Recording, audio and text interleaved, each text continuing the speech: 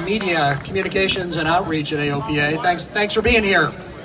We've got a great evening planned for you with a lot of things going on, but we're going to start this out appropriately with the Pledge of Allegiance. And to do that for us, we've got Taylor Jo Kombraric. No, Black. Thank you for saying it correctly. And Taylor's great-grandfather flew the original World War II B-25 named Miss Montana during World War II. And so we're really honored to have her here tonight, 4 years old, to do the Pledge of Allegiance for us. So Taylor, take it away. Please stand up for the Pledge of Allegiance. I pledge allegiance to the flag, United States of America, and to the republic for which it stands, one nation, under God, indivisible, liberty and justice for all. All right. Thank you, Taylor. That's fantastic. Senator Daines is a member of the General Aviation Caucus in Washington. He's a great supporter of a lot of backcountry efforts here in Montana, and just a great supporter of Pilots' Bill of Rights too, and many other things that we're working on in Washington. He's right there with us. So Senator, thanks so much for that support, and we're really honored to have you here this evening.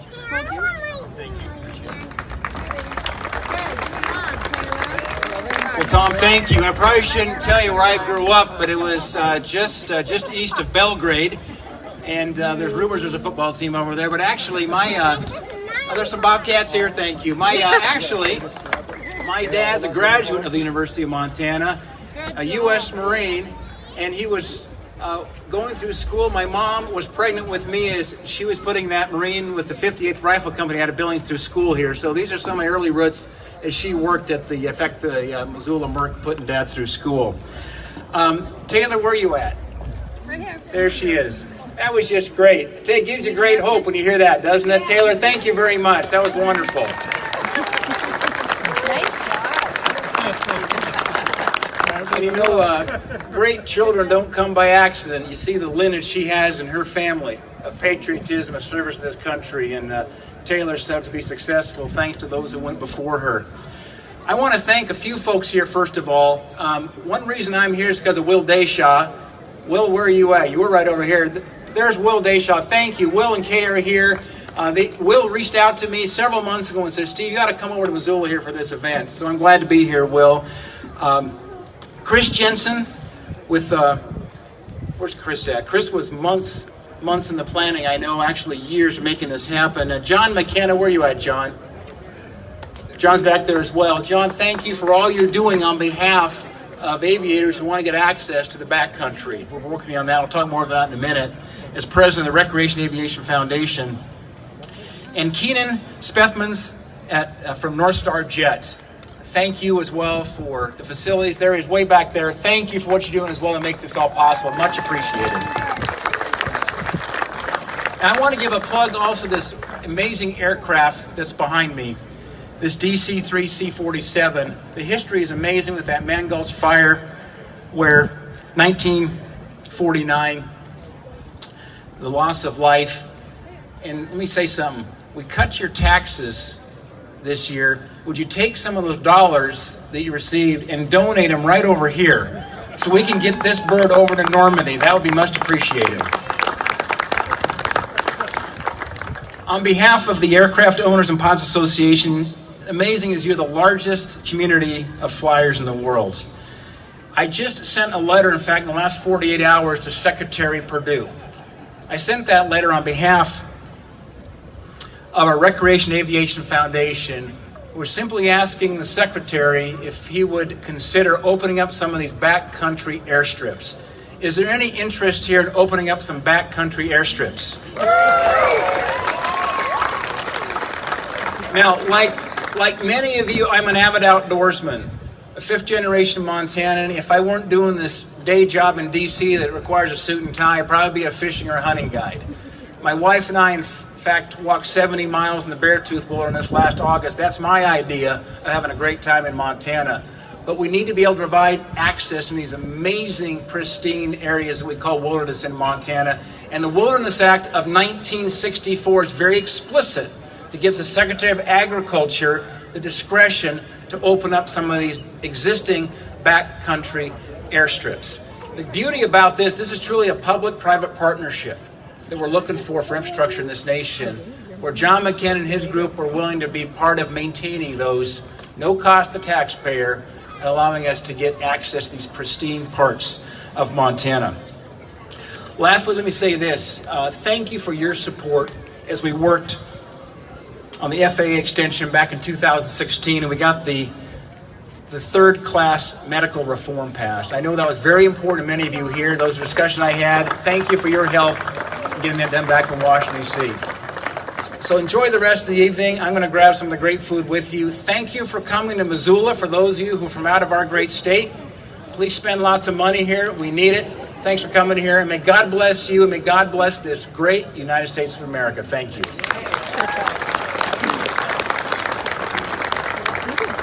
Thank you, Senator Daines, for that. It's wonderful, again, for all the support that you provide for general aviation nationally and here in Montana. So we've got something really special for you tonight. Two things. One, in a few minutes, we're going to talk about the STOL competition that we're going to have down here in the STOL area. But before that, we've got something that you're not going to see anywhere else. And it's the naming, the official naming of this airplane behind me, this DC-3 C-47 that was born in 1944, purchased by Bob Johnson and used for many years in Missoula's famous Johnson Flying Service. Flew cargo, backcountry, water bombing, smoke jumping, and charter for many years. And without a doubt, its most famous mission, of course, was in the Man Gulch fire near Helena in 1949, when it dropped the smoke jumpers, and of course that terrible fire that turned, and we lost 13 smoke jumpers in that terrible incident. The airplane was relocated in 2001, and it was bought by the museum, and it is now being put back into a condition where it's going to fly next year to Normandy, France, for the 75th anniversary of D-Day. It's a remarkable achievement for them to be able to pull this off, and as the senator said, they need a lot of financial support to do that, so I hope that you'll be generous with that. And to tell us more about that is Brian Douglas from the museum. Brian?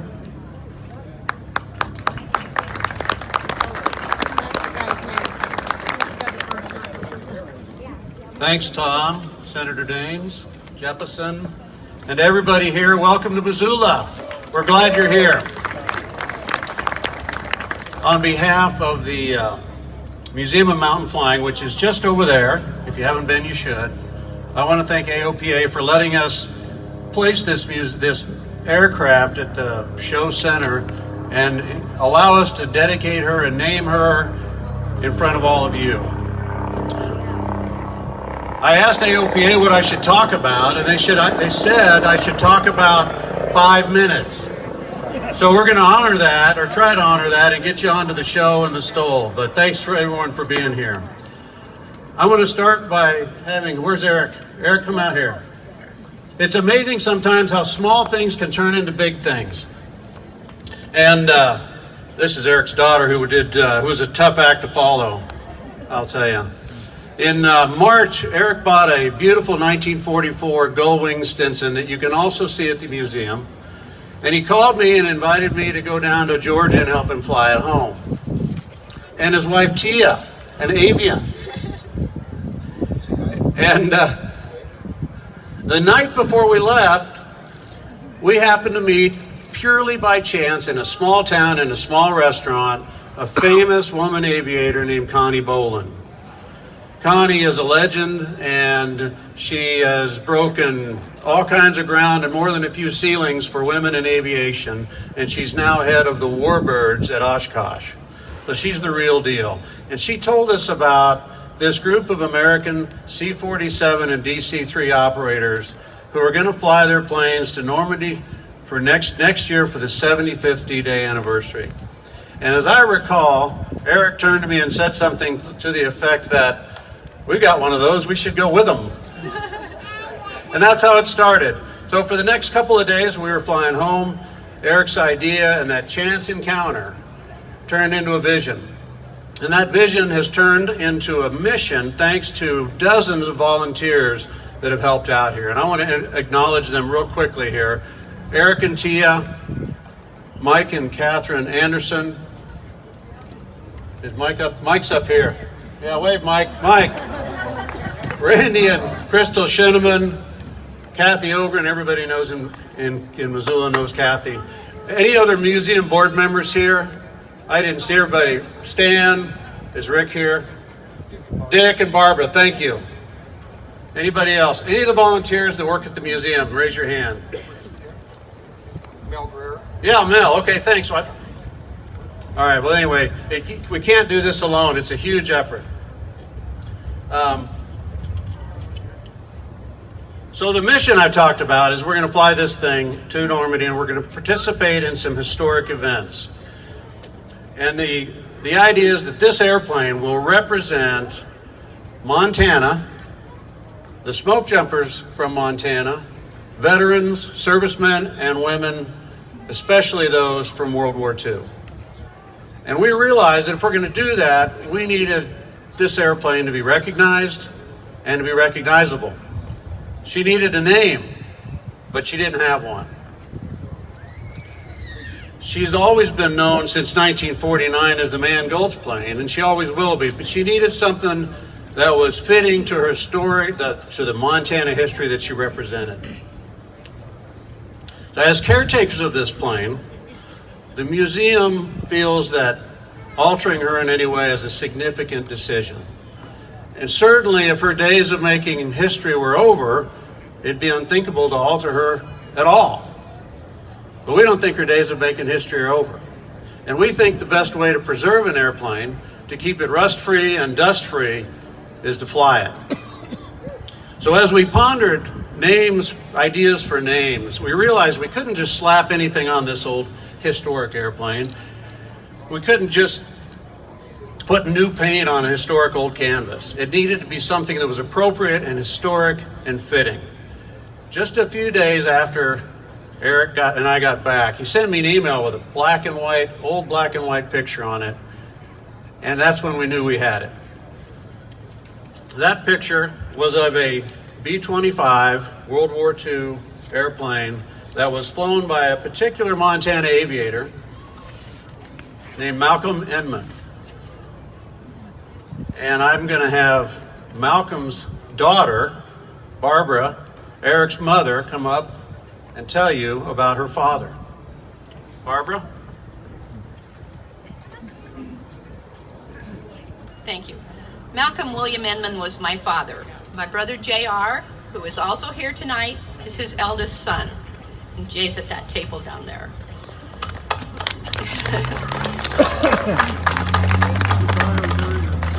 Mac was born in Deer Lodge in 1924 and was raised on the family ranch in Drummond.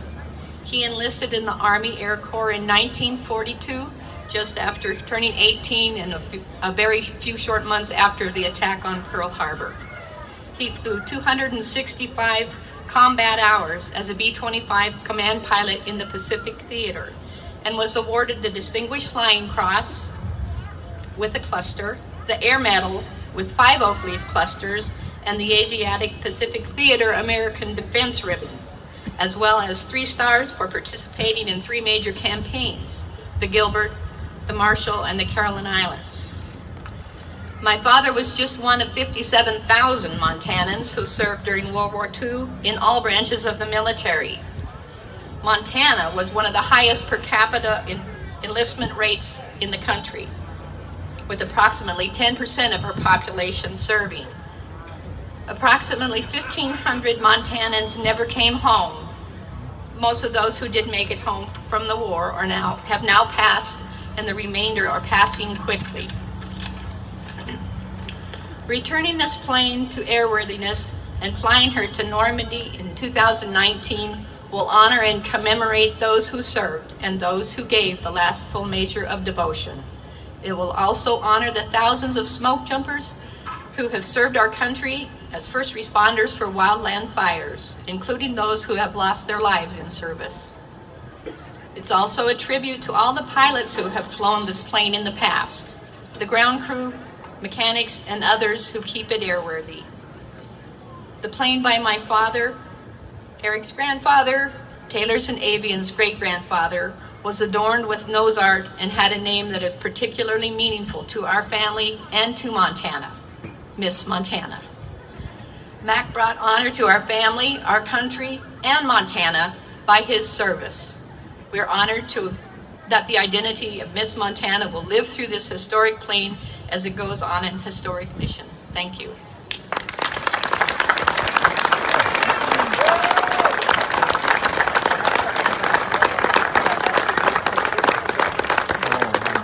Thank you, Barbara. Well, as you can see, we think it's a perfect fit. It's a name that represents all of Montana, not just Missoula, not just the Museum of Mountain Flying. And it's a historic name that's been battle-tested by a Montana aviator. So we've taken this name and nose art, made a few slight alterations, but to preserve the original name and picture. And our objective is to take this history, put it on that history, fly her to Normandy, and make new history. Ladies and gentlemen, I'm pleased to introduce you to the new Miss Montana.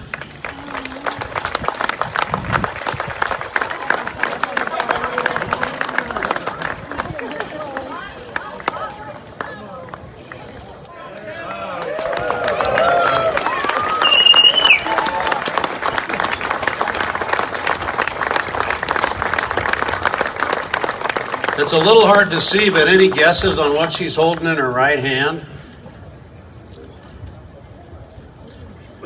It's a U.S. Forest Service smoke jumper wings. So after we get her airworthy, the mission is to fly her to Connecticut, where we will join up with the rest of the D-Day squadron. From there, we'll fly from Connecticut to Goose Bay, Labrador. From there to Greenland, Iceland, Scotland, and end up in Duxford, England, where we'll join with other DC-3s and C-47s from all over the world. And then on the 75th anniversary of D-Day, 40 of these airplanes will taxi out and depart in a mass departure, form up over the field, pick up about a 190 heading, which will take us right over downtown London if they'll let us, cross the channel, and then fly across the beaches. We expect there will be millions on the beaches, heads of state, and we will be dropping paratroopers in original World War II uniforms wearing round chutes. And then after that, we're going to land in France and spend a few days with celebrations, static displays, and more scenic flights. And as if it could get any better, the Germans have invited us to come to Berlin, the D-Day squadron to come to Berlin and celebrate, reenact the 70th anniversary of the Berlin airlift. So if all that doesn't give you goosebumps, you need to get your goosebumps checked out. So in closing, I want to make a really special announcement. And thank you, Senator, for the shameless plug, by the way. As you can imagine, this mission takes a lot of time, resources, and money. But we are thrilled to announce that a generous donor has pledged to match the first $100,000 of donations for this mission. So the first $100,000 of donations will be doubled. For you pilots, that means we'll have $200,000, which will take us at least halfway to our goal. So you can find out more about this mission. You can donate, buy merchandise here at this table at the museum, or you can get on MissMontana-to-Normandy.com, and it's all right there. Thank you. We're honored to have in the front row here a bona fide D-Day veteran. His name is John Nelson. He was born in Wisconsin. He's 95 years young. He joined the Army in 1943 as a first specialist engineer. He hit Utah Beach on June 6, 1944. He then joined Patton's Third Army, made the first crossing of the Rhine into Germany, went on to England, and then came on to the U.S. and served until 1952. He now lives here in Lolo. Please give your respect to this great veteran. John, would you stand up?